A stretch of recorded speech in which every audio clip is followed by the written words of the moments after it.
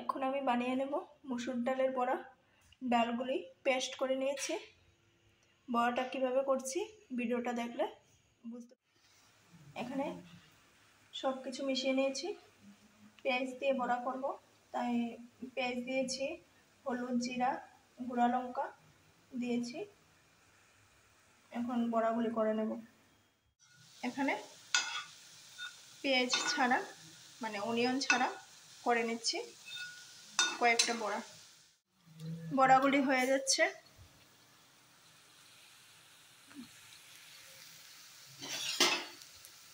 মসুর ডালের বড়া কার কার খেতে ভালো লাগে কমেন্টে জানাবেন। বড়াগুলো উল্টিয়ে দিচ্ছি।